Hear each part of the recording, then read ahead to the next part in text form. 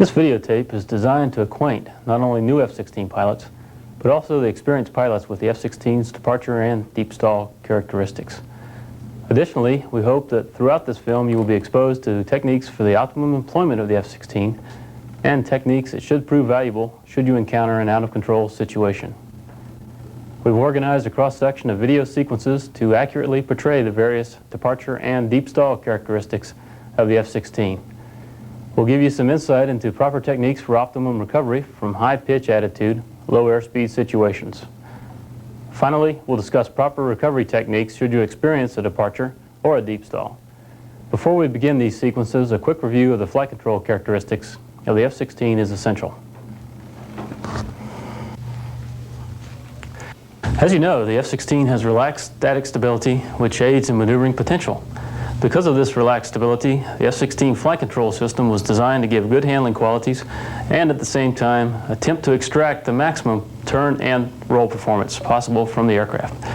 The flight control system limiters are designed to safely permit the pilot to maneuver close to the departure boundaries with very little concern. However, these limiters can be defeated.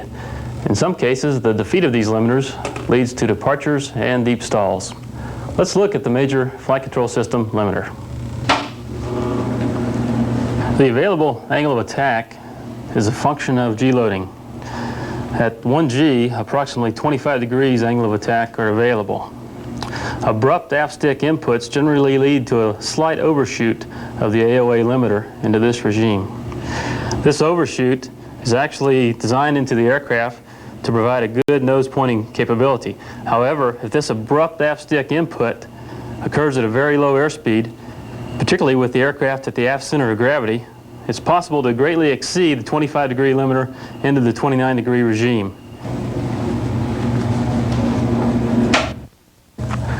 When the AOA exceeds 29 degrees, the flight control system will use rudder, flaperons, and horizontal stabilizers to oppose any prevailing yaw rate. Let's use our model to help illustrate this point. The flight control system deflects the rudders to oppose a yaw rate, and also the flaperon and horizontal tail to roll the aircraft into a yaw rate. This anti-spin flight control input can lead to departures, but why have a yaw rate limiter that can lead to the aircraft departure? The answer is that the F-16 has a fast, flat, and maybe an unrecoverable spin mode. The yaw rate limiter works during upright deep stalls to counter this spin mode. The bottom line to prevent overshooting the AOA G limiter is to maneuver the aircraft smoothly at low speeds. Two other limiters are the roll rate limiter and the rudder limiter. The roll rate limiter limits the maximum roll rate to 228 degrees per second and reduces this rate as a function of angle of attack, airspeed, and the available horizontal tail. The rudder limiter reduces the amount of rudder the pilot can command as a function of roll rate and angle of attack. Essentially, all the limiters are helping to prevent undesirable flying qualities to provide the maximum maneuvering potential to you, the pilot. The next important feature of the F-16 is a manual pitch override switch. Above 25 degrees angle of attack, the flight control system overrides the pilot inputs to the horizontal tail. Above 29 degrees angle of attack, flaperons and rudder are automatically deflected to prevent spin entry. Additionally, one horizontal tail is moved up to a maximum of 10 degrees from a full trailing edge down position to oppose any yaw rate.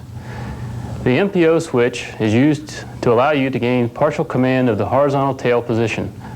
Yaw rate limiting is still active and will continue to command the tails to move differentially to counter this yaw rate.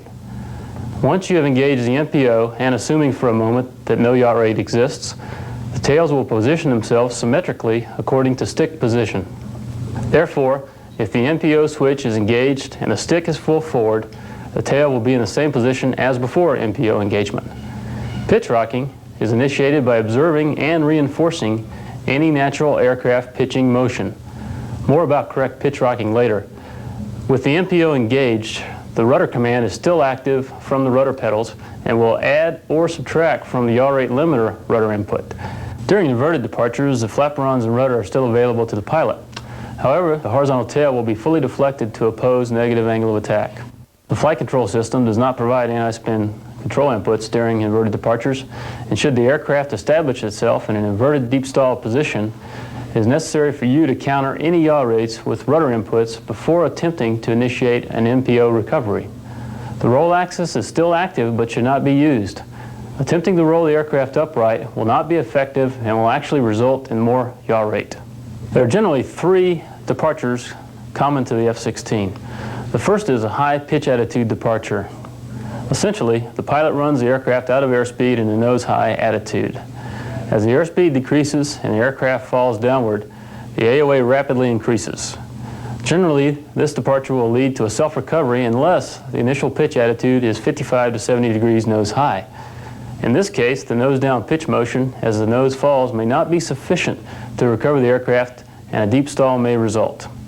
The departure is very smooth, and the pilot will only notice that he has departed by observing the AOA gauge pegged at 32 degrees. The inverted nose-high departure is identical to the upright departure. However, the AOA gauge will be pegged at -5 degrees. The second departure is a pitch rate departure. This departure occurs when the stick is abruptly pulled aft at low airspeed. The most likely scenario to have a pitch rate departure is during a nose-high recovery attempt where the pilot rapidly pulls aft stick to get the nose moving. This generally leads to a departure characterized by a slight right roll to a wings level position, followed by either self-recovery or a deep stall. Two other departure types deserve mention. Although they are seen from time to time in flight tests, they are generally not a problem in the TAF. The first is the yaw rate departure. When loaded with external stores, the F-16's directional stability decreases. Particularly with asymmetric stores, left wing being worse, a rapid pull or rolling pull can lead to a yaw departure.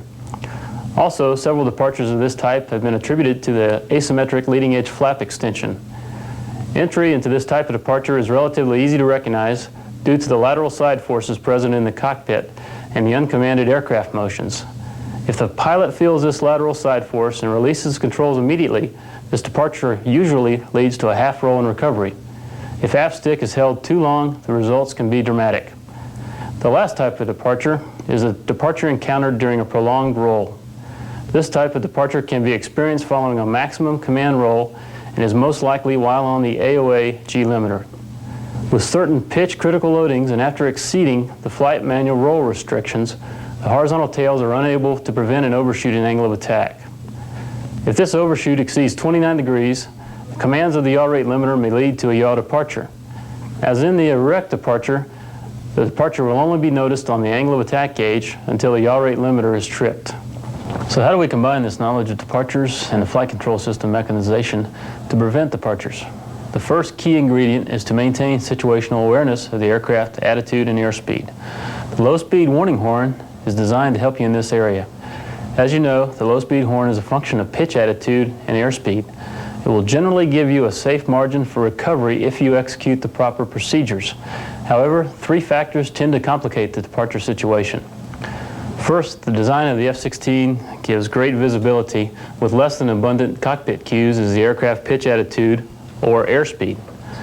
Second, 30-degree seat tilt makes it difficult to determine attitude when you're near the vertical. And third, if you have any angle of attack on the aircraft, the pitch attitude and the flight path angle do not coincide. In fact, they may be 25 degrees or more apart. Since the pilot has no idea where his flight path is located until he unloads, it's imperative that the first step in a nose-high recovery be to unload and determine the proper direction for recovery. Once you've unloaded, then the pitch attitude of the aircraft is a reliable recovery tool. The ADI will be accurate, or you can look outside for references. Keep in mind that the pitch ladders in the HUD are inaccurate above 60 degrees of pitch, or for that matter, dive. So roll the quickest direction to the horizon, smoothly blend in aft stick, and watch the nose. I don't suggest full aft stick in this situation. Remember, the aircraft will be attempting to follow your aft stick commands. If you pull rapidly to the limiter, the possibility of an overshoot and departure are high. Just pull aft enough to start the nose tracking toward the horizon. Now comes another critical point as the nose nears the horizon. Don't be tempted to roll out at a low airspeed. If you try this, it's likely you'll be at or near the AOA limiter, and by rolling, you may end up assaulting both the roll and AOA limiters. This could also lead to a departure.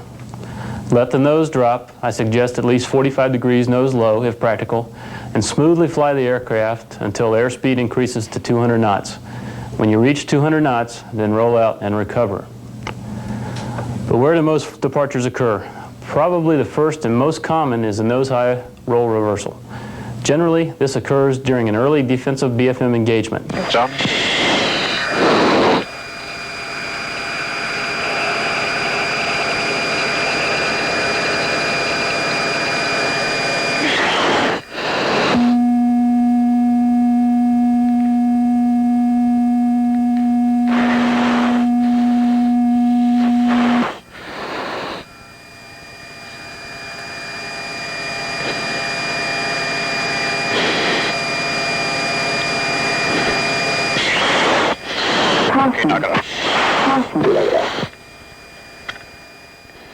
The F-16 has a great thrust to weight ratio, but when it's pulling G's and going uphill, it slows down quickly. Since it also lacks airspeed cues, the situation is ideal for an F-16 pilot to lose SA of his airspeed as he looks over his shoulder during a defensive setup. As he continues his hard turn uphill, if the Bandit overshoots, or for that matter goes lag, the pilot is often required to reverse to either force the overshoot or maintain sight. Since he wants to force the situation quickly, this reversal is generally a loaded reversal. Airspeed is now low, the nose is high, and the low speed horn comes on. The pilot must transition from looking over the shoulder, recognize his pitch roll attitude, and recover, all the while he's losing valuable airspeed. The next most common scenario is similar to the first in that the pilot finds himself in a nose-high, low airspeed arena. However, the departure occurs when the stick is abruptly pull full aft. Roll, stop, pull. There's 32, releasing the controls. Note that the abruptness of the stick inputs to generate a departure is a function of the airspeed, i.e., the lower the airspeed, the slower the input that will result in a departure. Initially, the pilot will see a very high pitch rate. However, as the AOA rapidly exceeds 25 degrees, the nose movement will stop or even reverse, and the aircraft has departed. Another problem comes when the pilot assaults two limiters. This occurs when the pilot is rolling and pulls full aft stick, or when you're pulling full aft stick begins a roll. Probably the most common arena for the two limiter assault is during a scissors or during a lead turn out of the vertical. In these situations, the pilot is rolling the lift vector and applying aft stick at a relatively low airspeed. To improve your chances in this arena, attempt to minimize inputs in one axis before making a large input in the other axis. Or, in simpler terms, if you need to roll, hold the aft stick constant, and likewise, if you need to pull, hold the roll input constant. Another, less common departure is a yaw departure. This is less common since most air-to-air loadings don't have a directional stability problem. However, when you add centerline stores, the directional stability decreases. When you add asymmetric missiles, particularly on the left wing, the stability decreases. And finally, as altitude increases, the directional stability decreases. Add these three up, and you get the scenario for departure. Take an asymmetric missile, centerline tank loading to 35,000 feet, and maneuvers you could safely accomplish at 15,000 feet may now lead to a departure. The most common of these situations is a hard pull followed by a hard left roll. If you're quick, you'll feel lateral acceleration, you're sliding sideways in the cockpit, at the initial roll input. Or maybe you'll see a quick reduction or hesitation in roll after 45 degrees of roll. If not, you'll definitely notice the snap roll type maneuver that follows.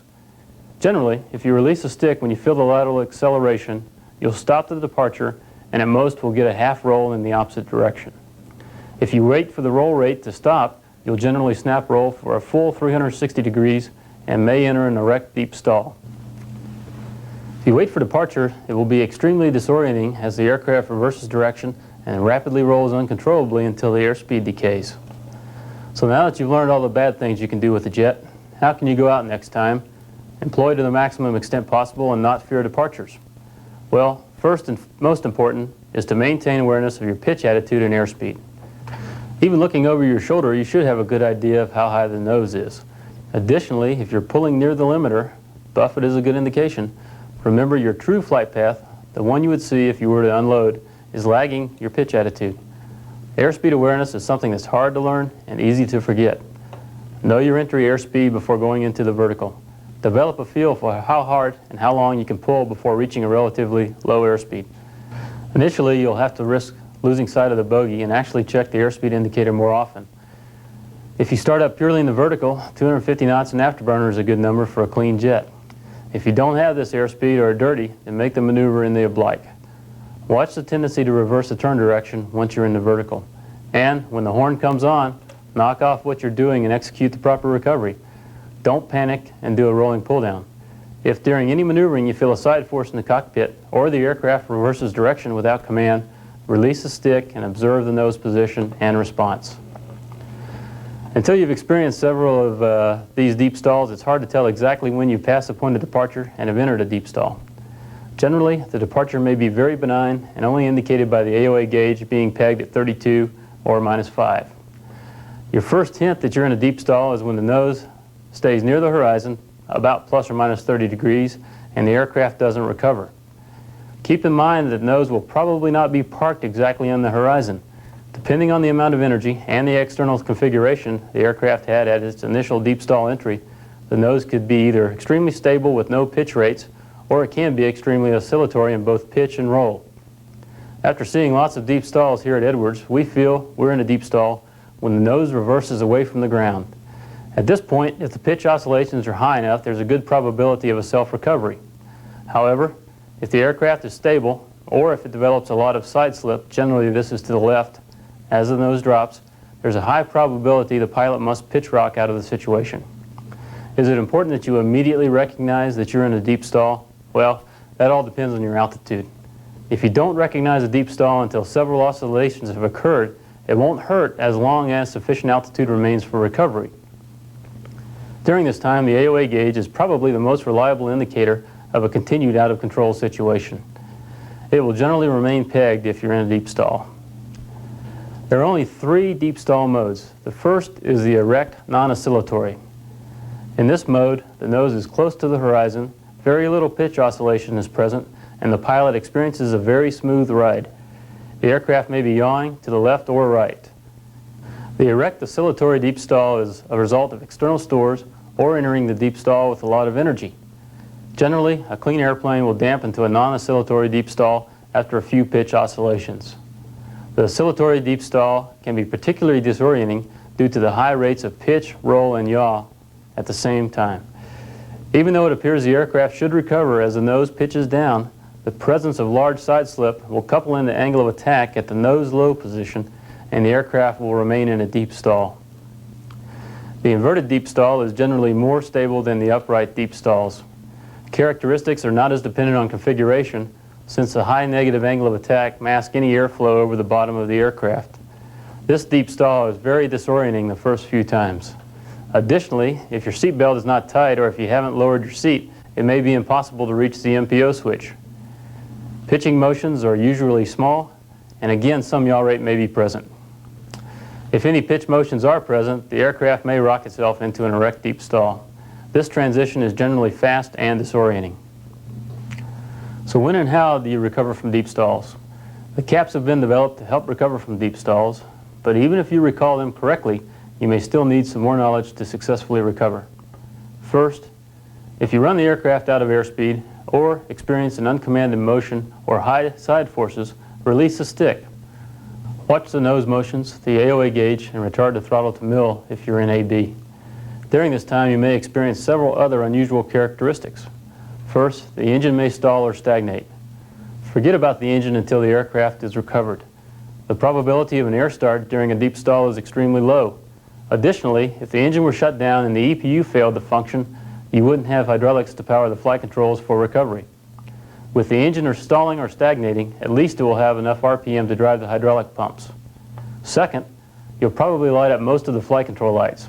It's not unusual to get a dual FC fail, hydraulic oil pressure, ADC, CADC, leading edge flaps, flight control system, or servo lights. Ignore all of this and concentrate on recovery. It may also concern you that all these lights generally illuminate just as the yaw rate limiter slams the horizontal tail into a stop with a loud bang. Don't worry, the flight controls are still working properly. So the bottom line is that if you depart, expect noises, lights, and whistles. These are normal out-of-control characteristics and no pilot actions are required. So now we're watching the nose motions in the AOA gauge. If the gauge is pegged, you've departed. The aircraft will more often than not self-recover from this point. If it pitches down vertically, come on the stick and try to keep the nose vertical until you've reached 200 knots. If the AOA gauge stays pegged, and if the nose is pitching around the horizon, you're in a deep stall. Remember, the amount of pitching moment you get with the MPO engage may be small compared to the natural pitching motions of the aircraft. So curl your index finger around the MPO guard and engage the MPO with your thumb. Make sure that when you engage the MPO, you're doing something with the stick. If not, the tail will just streamline and delay any recovery. So watch the nose. When it reverses direction, engage the MPO and push or pull to reinforce the nose movement. Do not reverse the stick input until the nose motion reverses. Blindly pulling the stick when the nose is going down may destroy any natural pitching motion and prevent recovery. Additionally, rapid cycling of the stick or anticipating the reversal of the stick will not be effective. Generally, if the nose pitches to minus 45 degrees and hesitates, it will probably recover if you keep holding the stick in the recovery direction. If not, the nose position will reverse and another pitch cycle will be required. Let's concentrate on the erect deep stall first. If the nose reverses upward, then pull back until it reverses downward again. The most important things to do are 1. Reinforce any natural pitch oscillations from the start, and 2. Wait until the nose has reversed direction before you reverse the stick. Don't get anxious. Concentrate on these procedures and they'll work every time. In the extremely rare occurrence where there are no initial pitch motions, then pull away from the ground until the nose reverses. In this case, you may not get any initial nose movement. If not, then the nose may not reverse downward. Only in this case will you hold the stick aft for several seconds, 3 to 4, then reverse. This reversal will result in a nose down pitch motion, and from now on reinforce this motion each time the nose reverses. When the stall breaks, the nose will rapidly pitch downward as it breaks the angle of attack. Additionally, the aircraft almost always shudders just as the stall is breaking. 40,000 feet, 41,000. Okay, Air's going to 30. 32. 32. We're departed. You can feel the yaw rate limiter kicking one way or the other. Okay. Caution. Caution.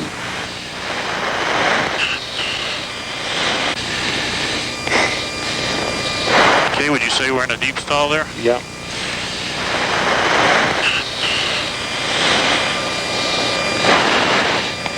Okay, why don't you recover? Okay, I have the aircraft. Okay, up. Down.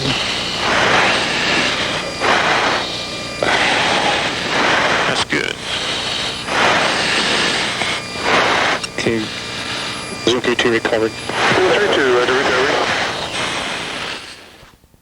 Nose is falling, sticks full aft. Departure. Off the controls, ADC light is on. Caution. Caution.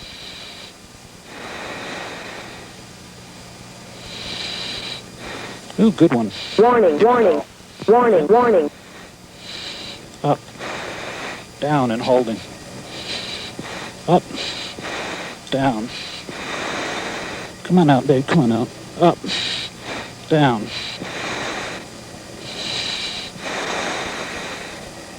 Up. Down. Come on. Down. This is crazy. Down.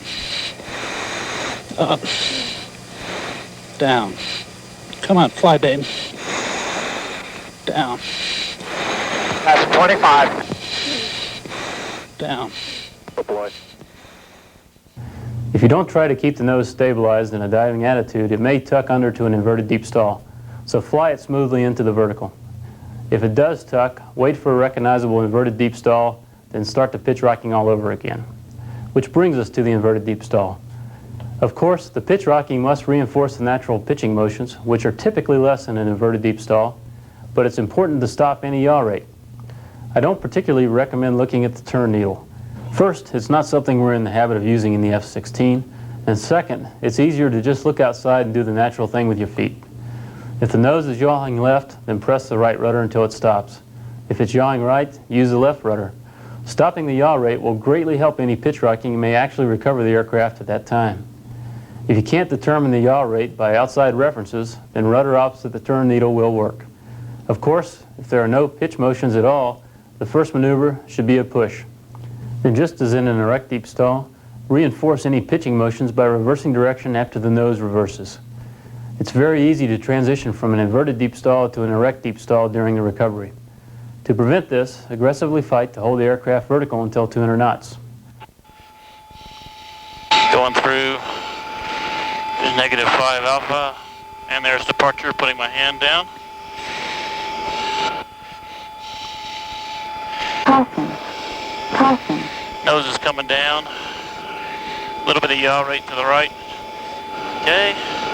I'm stopping it with left rudder. I've got the aircraft pushing, pulling, pushing, pulling. Warning, warning, warning, warning. I'm going to recover it.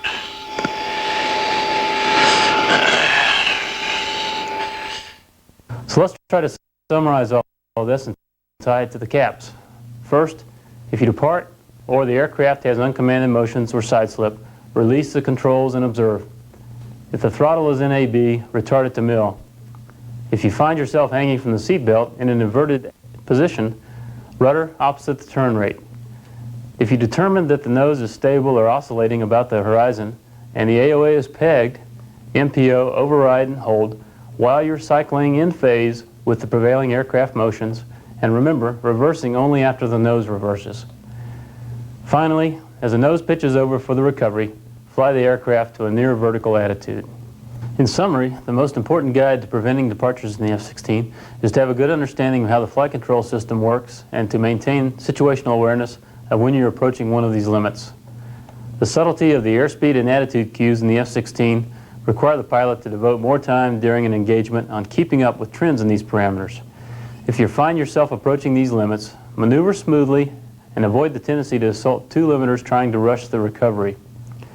If you do depart, release the controls, observe what's happening to the aircraft, and note your altitude. If you find yourself in a deep stall, reinforce the natural aircraft pitching motions and remember not to reverse until the pitch attitude reverses. Finally, fly the aircraft to the vertical until 200 knots. Remember, also, 10,000 feet is a mandatory ejection altitude. Don't press. And if you're low on altitude and energy during engagement, don't press your luck. Most out-of-control F-16 accidents began with a departure just above 10,000 feet, and the pilot didn't even have a shot at recovery.